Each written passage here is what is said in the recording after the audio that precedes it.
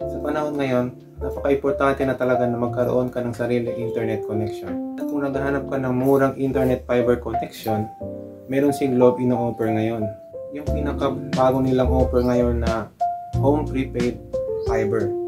Bale, ang monthly lang nun is $699. Ang kagandahan sa home prepaid fiber ni Globe is wala siyang contract. Hindi tulad ng ibang internet service provider, pag once naka-install na nila yung connection sa'yo, yung internet connection, bale, naka 1-year contract yon.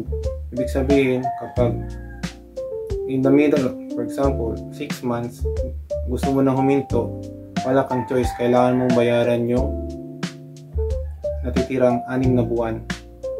At dahil kung hindi ka makakabayad, magkakaroon ka ng utang sa kanila at mahirapan ka na naman mag-apply sa kanila. Di tulad sa home fiber prepaid ni Globe, load lang.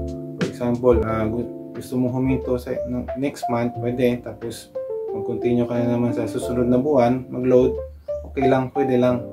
Ang maganda dito, walang pilitan na magbayad ng monthly dues.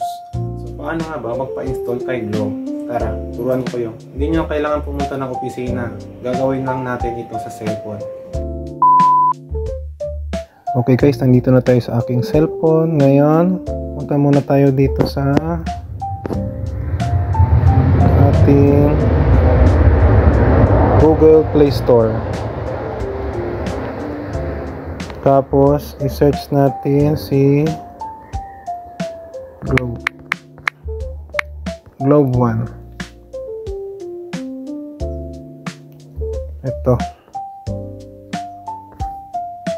Sa case ko, naka-download na ako. Ang gagawin ko na lang ay buksan ito.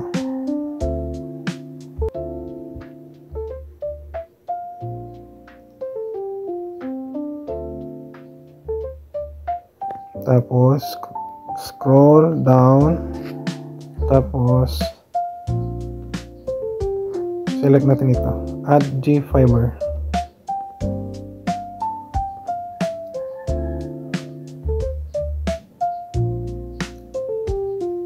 Tapos punta tayo dito sa taas sa menu, tapos home internet, tapos GFiber prepaid.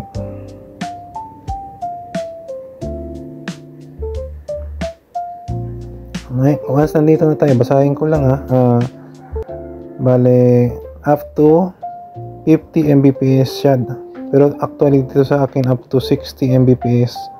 Ang maganda dito guys is hindi siya data, bale fiber talaga siya, na-connecta talaga siya sa poste. Kasi di tulad ng data, ang data kasi is hindi siya stable, nawawala, napuputol, bumabalik, ganyan. Pero sa fiber, stable siya. Ayan, para mag-apply, pindutin ito.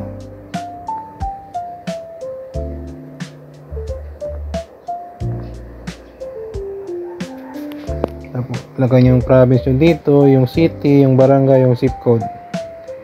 Next naman is ayusin yung pin. Bale, kailangan talaga dito dalawang daliri, parang galaw siya, tutok-tutok siya. Ganyan. Hanapin mo talaga yung address mo dito. Tapos pag okay na, pindutin mo ito.